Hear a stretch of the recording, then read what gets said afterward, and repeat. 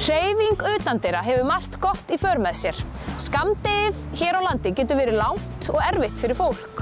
Hreyfing utandyra þar sem þú færð þinn skammt af dagsljósi, súrefni, fersku lofti, fallegu umhverfi, D-vítamín úr sólinni og vellíðan getur haft góð áhrif á þig í skammdeginu. Ef þú hefur ekki tíma fyrir heilsuna í dag, óvíst að heilsan hafi tíma fyrir þig á morgun. Einfaldast að gera armbeygjur á einhverju sem aðeins undir ykkar eigin hæð, til dæmis grindverki eða bekk. Þannig náið þið að halda líkama beinum sem minnkar álag á mjóbak. Látið svo brjóstkassa síga niður að bekknum og upp aftur. Til að þyngja æfinguna má færa sig neðar á bekkinn eða bara niður á gólf, byrja þá á hnjánum og fikra sig upp á tærnar þegar maður hefur náð góðum tökum á æfingunni. Mikilvægt að spenna kviðinn allan tíman og láta brjóstkassan síga niður en ekki kviðinn. Horfa fram með langan háls til að líkaminn sé beinn.